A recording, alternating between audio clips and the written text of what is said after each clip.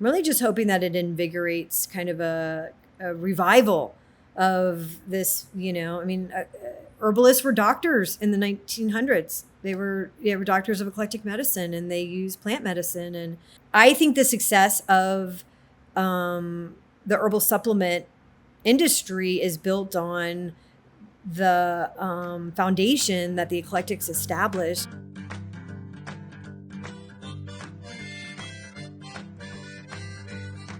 Hello, plant people. Hello, my herbal friends, and welcome to another edition of Everything You Did Not Know About Herbalism here on Herbal Radio, brought to you, of course, by Mountain Rose Herbs. I am your host, Tommy Nevar. Thank you so much for tuning in, taking part in this. This is truly the highlight of my weeks, getting to sit down with some of the most interesting people that I've ever met and getting to hang out with them, talk about their passions, talk about what inspires them, and which in turn inspires me. Every week I get to walk away from these conversations feeling better about myself, feeling better about the world, feeling hopeful, and also learning something new, which is so important to continue to learn, continue to educate yourself. And that's what this is all about. So I appreciate all of you tuning in, and I really love all of you, and thank you so much. And if you have any comments, if you have any, notes for the show, anything that you would like to see us do better, anything that, you would love for us to talk about on the show, leave a comment, please. I read them all. I try to reply to as many as I can. So please leave me a comment. Let me know how you're doing. Let me know where you're listening from as well. I would love to know that. So today I got to sit down with Susan Leopold, who is the executive director of United Plant Savers and happens to be my very first guest on Herbal Radio so long ago. And Alexis Durham as well, who is the director of education for AHPA, which is the American Herbal Products Association. And we get to talk about the upcoming IHS and upcoming Herbal Bootcamp and the upcoming Botanical Congress that is happening in Cincinnati, Ohio. And I was supposed to memorize all of this, but I'm not going to be able to. I have no talent for memory. It doesn't work for me. So my producer, she sent me a piece of paper with everything that I'm supposed to read. So I'm going to do that instead of trying to remember it all and embarrassing myself. So here we go. AHPA and IHS are bringing 6 back-to-back days of educational herbal events to the Cincinnati area this September. Be sure to check out the show notes to learn more about the International Herb Symposium hosted on September 12th through the 14th, followed by the AHPA Small Business Bootcamp on September 15th, hosted by yours truly, along with Stephen Yeager, Holly Bain, and Asa Waldstein.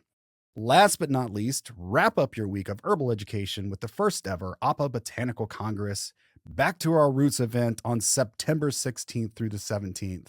So this is going to be just an absolutely amazing event. I don't know if how many of you have been to IHS before.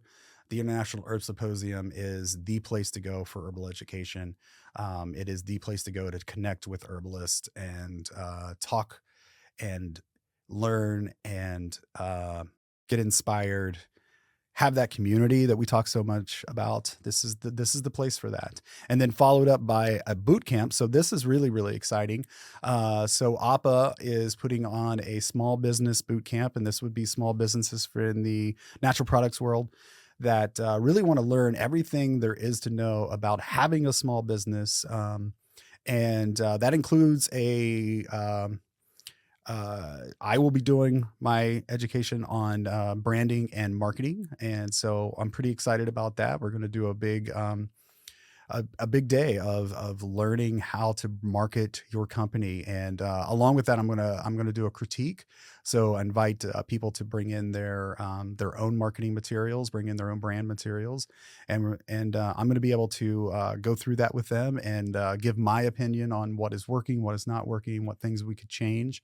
So I'm pretty excited about this. This is really something unique. And then Of course, we got Stephen Yeager and Asa Waldstein and Holly Bain, and they are absolute experts in their field as well. So I think this is going to be a perfect opportunity for anyone who has a small business who wants to come and learn a lot more about the business world as far as natural products go. So. And then, of course, back to the roots event, the Botanical Congress after IHS and after this boot camp. It's a jam-packed 6 days. So please, register for this. Come to this. This is gonna be fantastic. And if you are there, come say hello to me, because I'd love to just meet people out in the herbal world. So anyway, on to the show. Here I am. I'm having a conversation with Susan and Alexis.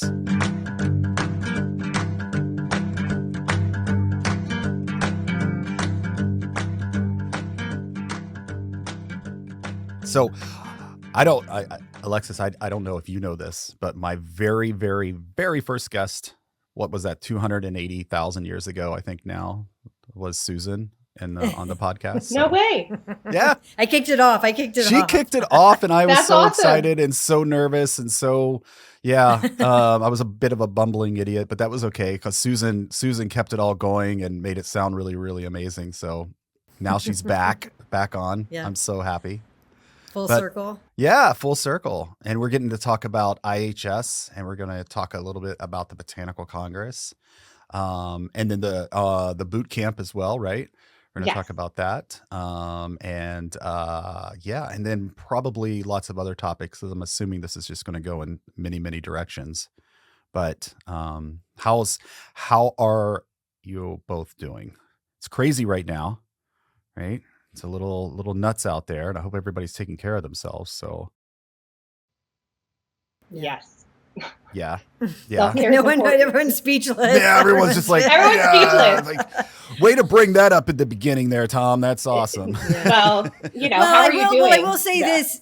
It's a really good reason why we should be getting together in person and not be intimidated by what's going on. Because I do think people can be a little bit frozen, right? And just not want to make plans or get together in person. But I think it's more important than ever to sort of, if you're thinking about it, take the leap. Right. Well, and I've been talking about this a lot and thinking about it a lot lately, in the importance of community right now. And getting together and having conversations with people, because there's always more that unites us than divides us, and we need to understand that right now more than ever.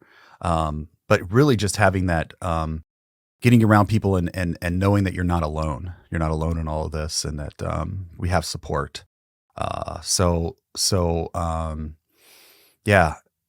Hopefully that's what's happening out there. And I know that's what IHS is going to be about, and that's what the Botanical Congress is going to be about. And we're all going to get together and hopefully just kind of hang out and heal a little bit, right? Yes. Yeah. And have fun. Heal, have fun. And definitely have some fun. Yes. Okay. All right. I'm gonna turn this over. I'm gonna turn this over to Susan, because Susan's got all the answers when it comes to this question. What's happening with the International Herb Symposium this year? Yeah, great. I mean, I think this is, super exciting, very different, and possibly a one-off.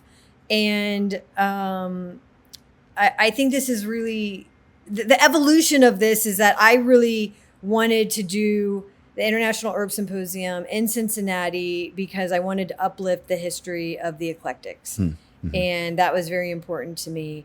Alexis and I have this long history of doing conferences together, and we worked on the Planting the Future when United Plant Savers celebrated its 25th year, which was the International Herb Symposium happened. And then what was it, like a week or 2 weeks later, the Planting the Future happened, celebrating the 25th at Herb Farm. Yeah. And we collaborated on that. It was such a beautiful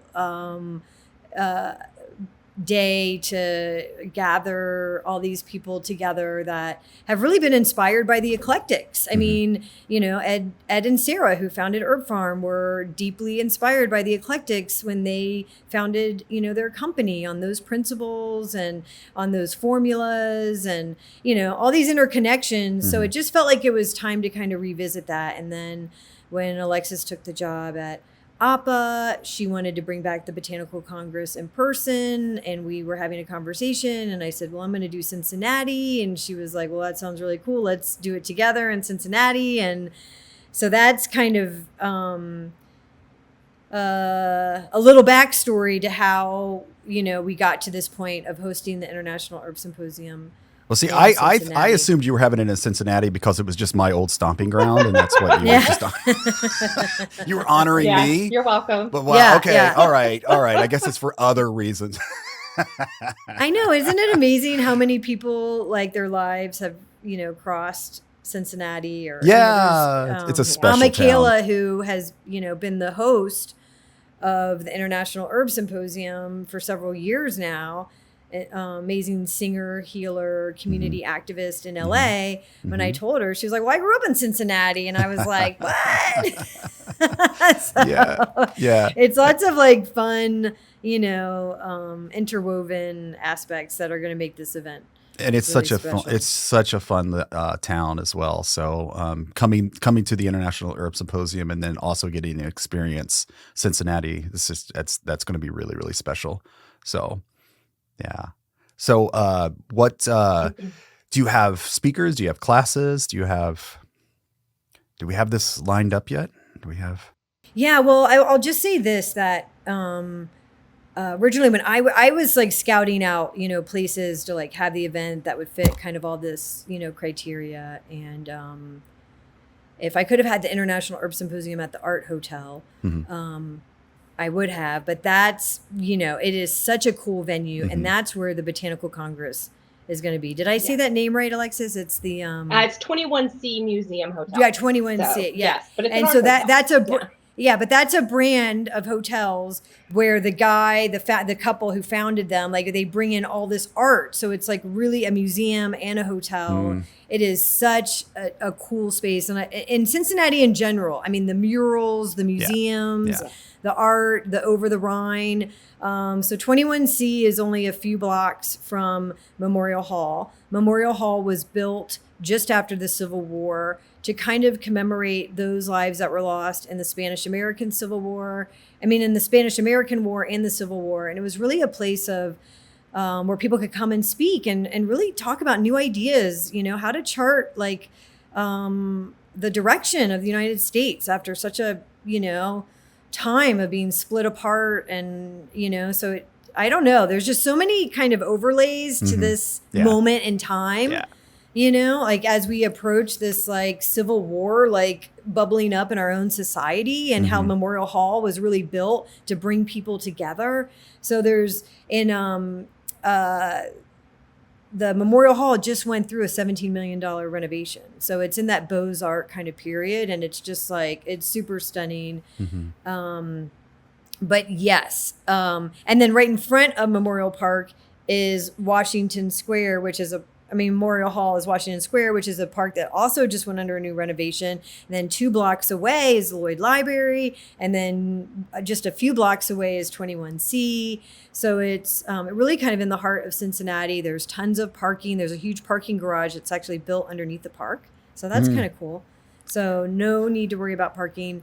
And yes, there's so many amazing classes. You can go online. I mean, I think there's 54 teachers at the International Herb Symposium. So real mix of people, and a lot of things like lei making and hula dancing and people from, Uruguay and Colombia. And so it's going to be an exposure to a lot of people that, perhaps you haven't had the time to learn from, but also kind of those really iconic herbalists, such as David Winston and Matt Wood and Rosemary Gladstar, people that really have a passion for the eclectic. So there's going to be kind of one kind of dedicated space that will be classes on the eclectics. And then beyond that, there's, just a whole range of classes. There's intensives on Friday. So those are like 3-hour classes that you can sign up for before the conference kicks off on Friday. And then Friday afternoon to Friday evening, all day Saturday, and then ending a little early on Sunday. So I think there's like 9 sessions and 6 to 8 classes happening in each session. And, Wow. And it'll be intimate. It'll be like smaller than the International at Wheaton College. It'll probably be more like 500 people. There'll be, an herbal emporium. And then people can come to the sanctuary on Monday if they want to do some hiking. We'll have some guided hikes. And then Monday will also be the day that the Small Business Bootcamp happens, which I think is something super unique. If you're a small herbal business, this is like an incredible opportunity, and I'll let you guys talk about that more. And then the Botanical Congress, and then not to be forgotten is that there's special events at the Lloyd Library throughout the whole time. So the Lloyd Library will be open that Friday. It'll only be open on Saturday for a tour for IHS people. And then I was just there, Alexis. And I got to meet with the staff and talk about, they're doing a special exhibit that'll run for like a few months. Sure. But they're doing an amazing exhibit now on African American plants, kind of the diaspora, which it's brilliant. And then they will switch over to an exhibit that'll really be focused on the School of Eclectic Medicine that was in Cincinnati, and those individuals and those books and journals. And so they're kind of like, in the early stages of putting that together, but I think it's going to be super fantastic. And I'm really just hoping that it invigorates kind of a revival of this, herbalists were doctors in the 1900s. Yeah, they were doctors of eclectic medicine, and they used plant medicine. And this is the last thing I'll say. I'll pass it off to Alexis, but I think the success of the herbal supplement industry is built on the foundation that the eclectics established, not just in the individuals who really learned about formulation and but I think the eclectics created a trust and a respect for plant medicine that still is alive. If you don't know about the eclectics, there is a trust of plant medicine in our society, and that's because it wasn't that long ago where in every drugstore you could buy herbs, Right. and now it's every health food store, Right. So anyways, yeah. So Maybe you could talk more, Alexis, about. Well, that. I do Anyways, have a I few- didn't mean to cut you off. Go ahead. I have a few questions Okay. to kind of, first off, watch out Cincinnati, because there's a bunch of herbalists coming your way. We're bringing love and fun and good times. So yeah. So let's talk just a little bit about the logistics of the event. Where do people get tickets? Where do they stay? That sort of thing. All the important stuff. All the important stuff. Yeah. There are people listening because they're going to be pretty excited about this, and we want to make sure that they understand. I mean, as far as the International Herb Symposium goes, you go to the website, you buy the ticket. We'll have some snacks and teas and stuff like that, but you're kind of on your own for your food and lodging. And on the website, we have 3 hotels, one being 21C, and 2 other hotels that are within walking distance that have Great. special rates for the International Herb Symposium. A lot of people are getting, Airbnbs and sharing. Some people, there's campsites outside of Cincinnati. Cincinnati is a very navigable city. It doesn't have, Yeah. it's pretty easy to get in and out of. Absolutely. Unlike Boston, which Yeah. is difficult. So we've gone from like difficult to like easy. Right. Yeah. You really have. I mean, it's only an hour and 10 minutes, but it'll take you 7 hours to drive Yeah. there. You know what I mean? Like to get from Wheaton College to Boston is like, traffic. I personally for- love Covington, so going right across the river Yeah, in right. Kentucky. Yeah. So Yeah, beautiful over there. Some amazing parks right on the river. So Yeah. that's another And like I spot. said, there's a big parking lot right under Yeah. the park Right. in front of Memorial Hall. And so, it's super easy just to drive in there and park for the day, or to walk from your hotel or grab an Uber. All those things are super accessible. And over the Rhine, you're right in the heart of it. And there's coffee shops and cafes. And so it should be really easy. We've A left really a long special lunch part of break. town over the Rhine. Yeah, long lunch break so Yeah. that you can, walk to some place and get something to eat, and then there'll be some evening opportunities to get together. Amazing food in Cincinnati, by the way. A very overlooked town for cuisine. It's incredible. So yeah, lots of really, really just exceptional dining. So yeah, I think I'm always excited about that. I'm like, oh, what's the food going to be like? Yeah, you're mapping it out already. Yeah, of course. Well, I actually know. My top priority. Yeah, no, I already know the restaurants I want to hit. But yeah, no, absolutely. I'm like, oh, what's my food treat going to be while I'm there? So yeah. Yeah. No, it's true. There's a lot of really good places to eat. Yeah. And then we're only a few blocks from Finley Park. That's right. The Finley Market. Finley Market. Yeah. Yeah. Yeah. Which, is one of those covered open air markets, and that's open every day. And there's the butcher and the cheese and the veggies and the bread. And so that's a short walk. The only bad news, I have to bring this up. The only bad news for all you baseball fanatics out there, the Reds. There's no Red the games? Reds are not in town. I was like, oh, come on. They're out. They're away. That's so you can focus. I guess. That's right. I guess. But man, I love going to the Reds games. But anyway, I think this is great. So are the tickets on sale now? Can they go purchase a ticket now? Great. Yeah, and I think we're like 70% sold out. Oh, 70% towards, so there's like 30%. Yeah, we're so sign up. Oh, wow. Because like I said, it's limited, like it's only going to be, 500 participants. So. Are you you saved me a seat though, correct? Yeah. Okay. That's good to know. If not, I'm going to be rushing out. Okay. So, that sounds amazing. And we also have the Botanical Congress that is happening and the Small Business Bootcamp. So I want to talk a little bit about that as well. Excellent. I guess I'll kind of start the way Susan did with how we ended up there. AHPA's members wanted to meet in person again, and they wanted to meet outside of our trade show environment where we typically meet, like at Natural Products Expo West or at Supply Side West, or what is now Supply Side Global. But I also wanted to partner with another organization that would have some meaning for AHPA's members. So it was a great opportunity to work with United Plant Savers.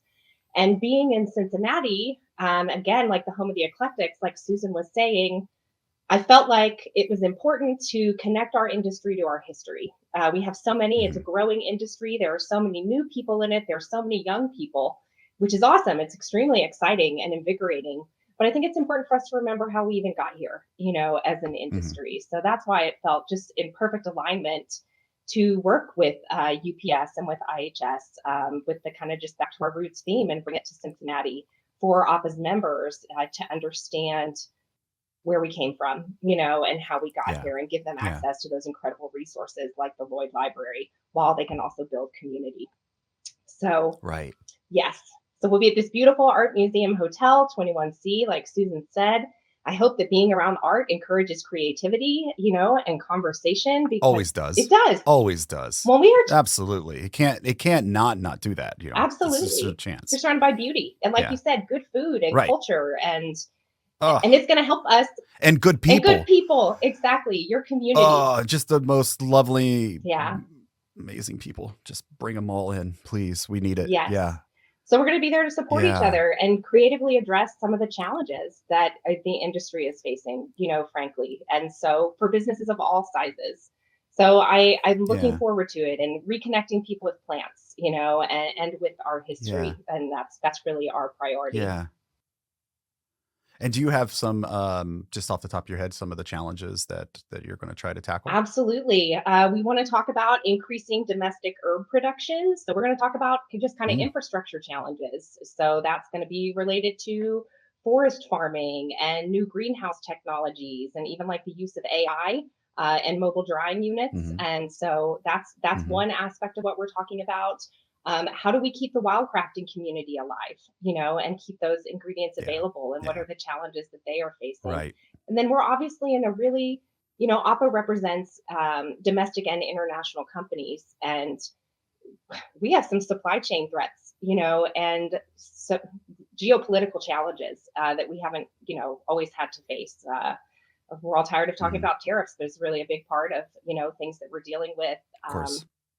And Of then course. climate issues. And so those are some of the topics that we're going to be tackling. We always do regulatory hmm updates. We'll share a market update hmm so that people understand what's happening with botanicals in the industry. But we're trying to cast a wide net, but keeping plants and sustainability at the center. How do we protect plant populations? That's Yeah. another thing, Yeah. that because it's all this other stuff, Right.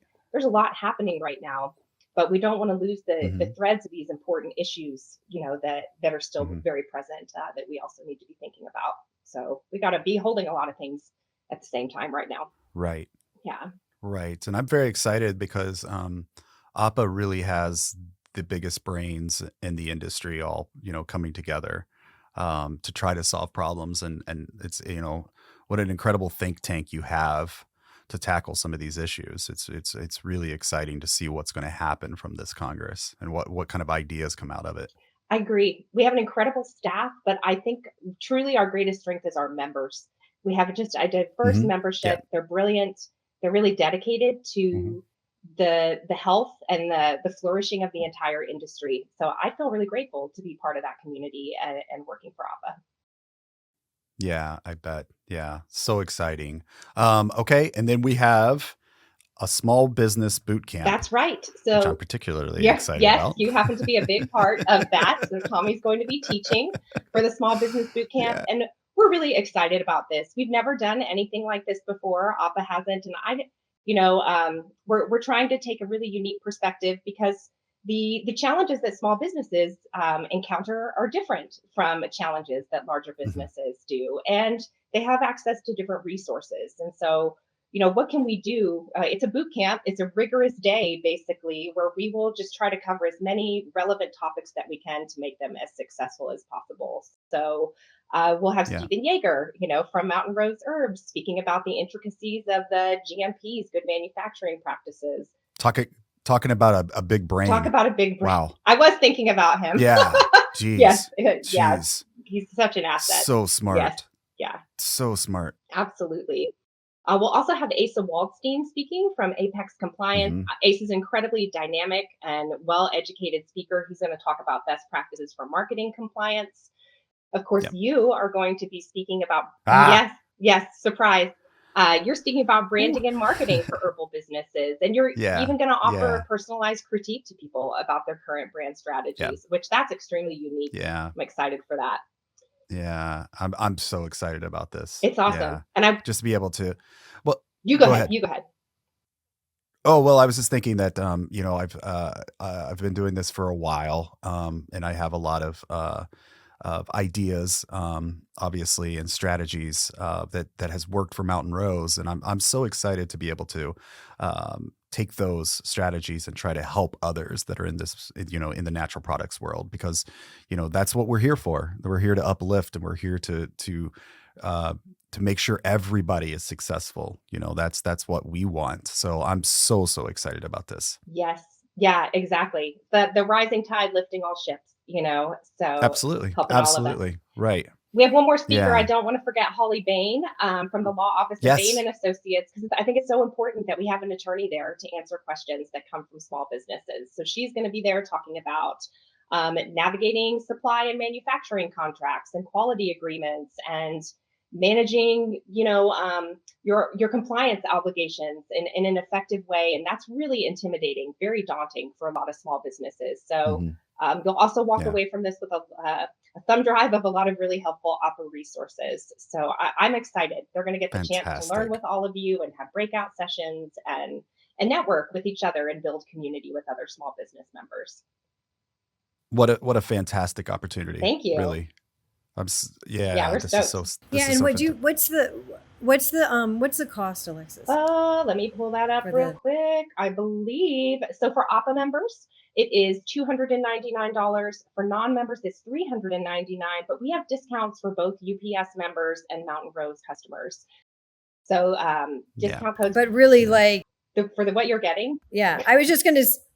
Yeah, I know. I mean, an hour with a lawyer would be more. Yes, exactly. No, for real. Yes. Oh, yeah, that's right. Absolutely. Yeah.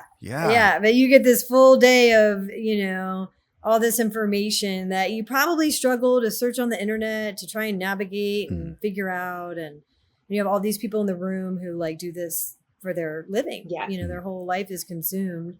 ASA's, fantastic at helping companies navigate all these regulations, and Stephen's hands-on doing the work in the lab, and then Holly and Thomas. I mean, it's a really unique opportunity. I couldn't be more excited. It's going to be great. It's going to be amazing. What a wonderful idea. It's going to be an awesome week, honestly. And then also, like small businesses learn from each other. Yes. So you're going to be this like full day intimate with these other, businesses. Yep. So that in itself is like, creating relationships and having other small businesses that you can network with and collaborate with is pretty awesome as well. I think that we can pretty much guarantee you that you will get your money's worth and then so much more. Yes. So I should mention, socialization, it's important. Socializing is important. So I've got receptions, all over the place. We're going to have a reception after the small business boot camp, and that's going to be folks who were in the boot camp as well as people who are arriving to attend the Botanical Congress. So you'll get kind of a broad array of folks there at that reception. And then after our day at the Botanical Congress, we'll have another reception. And then the day afterwards, we're going to follow that up with the Lloyd Library is closing to the public just to be open for AHPA. So they'll be offering private tours to Botanical Congress attendees of the Lloyd, on that Wednesday. And we'll also have some herb walks at the Cincinnati Civic Garden Center. So I've got some local herbalists fantastic, who are lined up to offer herb walks and just show this really beautiful place. The Civic Garden Center is pretty amazing. So we're doing a lot, just like we talked about, the importance of community and networking and bringing people together, which it's really invigorating to me. So, yeah. Well, I've said it, I don't know how many times on here, but I'm so excited. I just couldn't be more excited about this. So, well, I can't wait to come to IHS too. So it's going to be I'm excited to be in Cincinnati for a week, with Susan and the rest of the UPS community at IHS, and then roll into these AHPA events. Really looking forward to it. Yeah. Well, it's really, for me, it's like I feel like I'm looking forward to it for the relaxation as well, because I get to be there around these people that are so kind and so loving, and just kind of melt into that is what I'm looking forward to. And also all the knowledge and the learning and everything else. But just being around people, the like-minded, and people that are caring and giving. Come on. That's where it's at right now. It is good medicine. Yeah. I do want to ask both of you a little bit. And before we kind of wrap this up, I know that right now with everything that's happening and with nonprofits, I want to ask you a little bit about what's going on with nonprofits right now. And I want to talk about ways in which people can help out with both of the nonprofits. It's really been a difficult time and kind of like chaos and lack of trust and unpredictability. A lot of, as many of a lot of federal grants were revoked. And the AmeriCorps took a really big hit as well. And then, of course, the parks and the national forests. So it's real time of uncertainty in all those realms. And with United Plant Savers, we were a part of, and still are, the Appalachian Beginning Forest Farmers Coalition. And that's a network of, United Plant Savers, Rural Action, Appalachian Sustainable Development, all these different organizations that really are working with landowners on non-timber forest products, managing your land for potentially wild harvesting or propagating forest botanicals. And there was just such like momentum that was happening, and then to have everything kind of go into this state of chaos. And I think that will be, something that will be discussed at Back to Roots. And I think that comes to like the supply chain and, how do we build these deeper relationships with growers and people that are, really working with these plants on the land. So yeah, it's a really tricky time. I think, I've been participating a lot with like the Appalachian Funders Network, and, they have this, platform that they've, kind of developed. And they said something like, if you were to, bring all the foundations together in San Francisco and split up the money between everybody that lives in San Francisco, that'd be like $30,000 a person. Wow. If you were to gather all the foundations in Central Appalachia and give that money out to all those individuals, it'd be like $4. Oh my God. So, like that's, yeah, it's, like Appalachia in particular, and these regions, these rural regions in America, really do rely on these federal grants, not just for, growing plants and agroforestry, but for all kinds of social infrastructure. Absolutely. So this is a really, I don't know, come to Jesus moment, for, rural communities. And like Gavin Newsom was saying, like, we give more money in than we get back. Yes. Right. And speaking of California, right? Because they have this like massive economy, but in areas in rural America and rural Appalachia, I mean, that is just not, that's not the same situation. Right. So, so it's a real reckoning. And, of course, with all the other disasters and floods and, yada, yada, yada. So I don't know. I think, my message, is to really, just be aware and tuned in to what's going on around you. And I think, the times were really good in a way. So maybe like times need to be bad for you to realize how good times were. I don't know. Right. That's one way to look at it for sure. Yeah. And so I think people have to really plug in and get to know who their politicians are and be really active in the political process and really be aware of how those who are elected are currently voting. Yeah. And, so on the other side of that, of course, you can talk about poverty in Appalachia, but you can also talk about like incredible resilience, incredible biodiversity, and the fact that like all these, plants, that are really a medicinal hotspot for the world. Of course, plants come from the Pacific Northwest and other regions in the United States and, up in more the boreal forest and, things like that. But, Appalachia really is the breadbasket of the herbal industry. And, really maybe this will like, be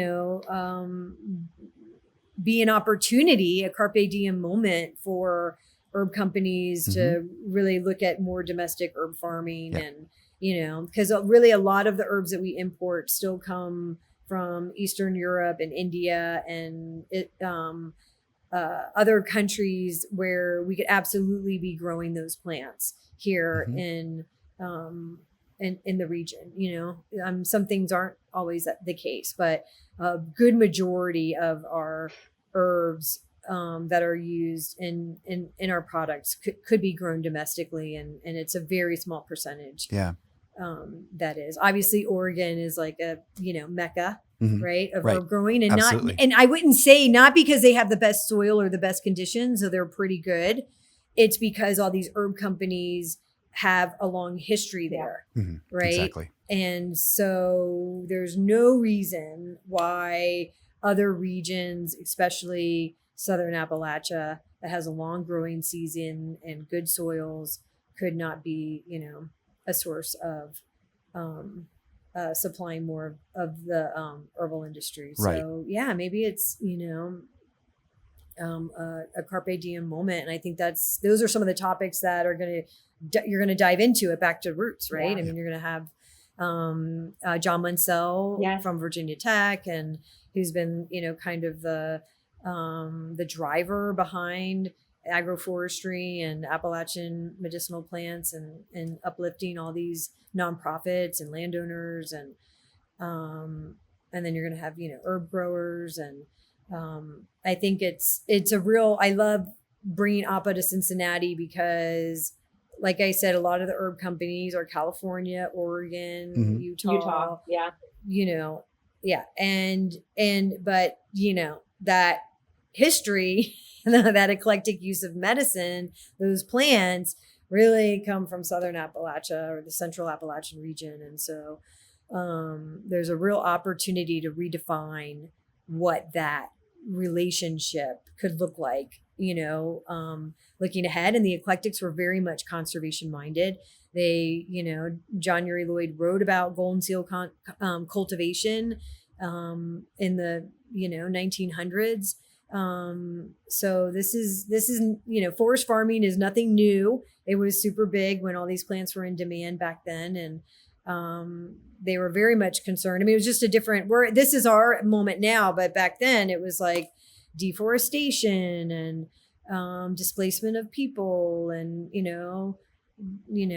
racism and social unrest, and I mean it was a whole nother it probably felt apocalyptic at that time, coming out of the Civil War when there was like no food and all those kinds of things. So I don't know, it all seems really serendipitous, the timing, right? It feels very like we can come together and solve these problems, and we can build something better with intention. And so I don't know, we'll see what comes out of this, Alexis. It's true. How are you feeling, Alexis? How am I feeling? Whew, busy. Yeah. I mean, at AHPA, I think our members, the ground is kind of shifting under their feet in a lot of ways. We're in a very uncertain regulatory environment with a lot of changes happening and challenges that we haven't dealt with before. And so we are really dialing up our advocacy work, on behalf of our members, and getting out there and talking to regulatory agencies and talking to Congress members and trying to help our members and put the issues in front of them that are important to our members and to the health of the industry. So, gosh, there's no shortage of challenges. And like I said that earlier for us to address, but we really remain committed to AHPA's mission. We're here to promote responsible and sustainable commerce of herbal and natural products. And we want those to be widely available, and we want the industry to be trusted, and to build up the good actors. And so that people know that these products are safe and responsible and reliable and sustainably produced. And so I think that our work as a trade association right now is more important than ever. We're filtering information to people, of what they need to know to be successful, and really working really hard, especially the regulatory and science sides of AHPA and communications, to keep our members informed. Really, we're a small team.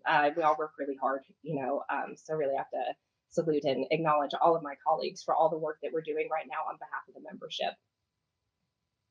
Right. Fantastic. Yeah, I think that we're really small team too. Exactly. But both small teams, but with really big missions and really big impact and really big audiences. Yes. And a lot of support out there. And I encourage everyone listening to continue that support and do what you can right now. Your voice can be heard. Yes. You need to make sure that you are maybe shouting a little bit, Maybe you need to call your congressman. Maybe you need to call your senator. Maybe you need to let them know that you're not okay with what's going on with the funding cuts and things like that. That this isn't sustainable. This isn't the way the United States should work. That's not at all. So I think that we all have to rise up right now, and we all have to band together and let them know that this is not okay. Yeah. Grateful for community. Yeah, the selling off of. Go ahead, Susan. Yeah, selling right. off. Yeah. Well, I was just going to say, the selling off of of public lands, the cutback of the national forests, the closing down of parks. Shenandoah National Park's not even like open now. You can just drive through because they don't have the staff. I mean, but these are entities that, are so core. Nature is so core to,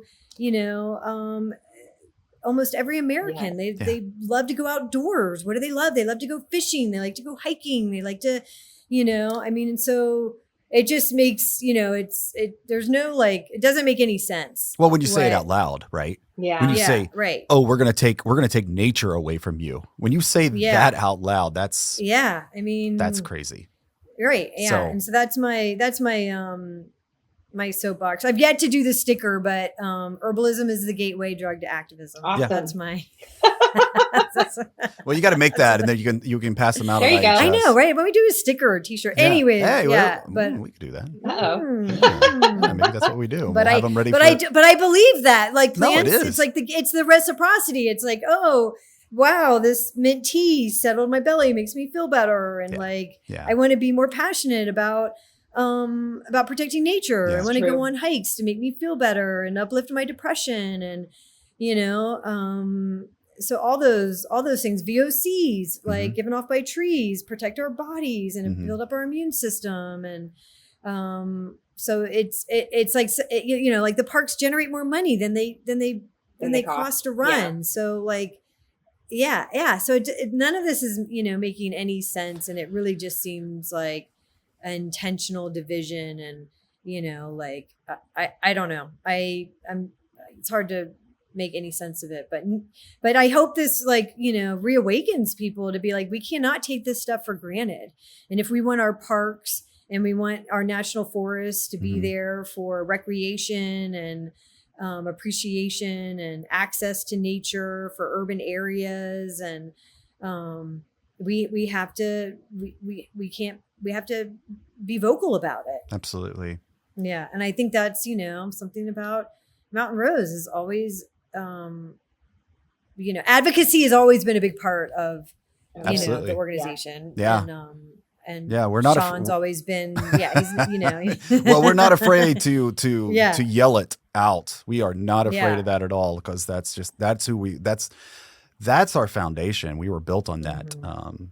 Sean and his advocacy and his sort of stand up for what is right. That is just who he is to the core, and that's the company that he's built. And all of us here are that. We're all willing to stand up for what we know is right. And also, the both of you and the organizations that you lead are the same, right? So that's what we're there for. And I think you said something earlier, and then I wanted to kind of bring it back around that right now we need to lean in to the plants, and we need to lean into the people. And one way that we get to do that is come to IHS, come to Botanical Congress, be around these people, be around the plants. And I promise you're going to walk away. You're going to be feeling a lot better than when you came. Yeah. Fill your tank up. Yes. Perfect. Perfect. Well, thank you so much for both of you for coming on. This was wonderful. I was so excited about it. Thank you. Get to hang out. Anytime I get to hang out with both of you, fantastic. I'm going to get to see you again soon. Yes. So yeah. And it'll be great. It's going to be, how many times did I say it? Probably 6 times on here already. Yeah, quite a few. I'm so excited. That's good though. Yeah. Okay. We'll have it is. Yeah. No. Well, all right. So we're going to leave it there, and we'll talk very soon. Thanks so much. Okay. Appreciate the opportunity. Thank you both. Okay. All right. All right. Bye-bye. All right. Bye.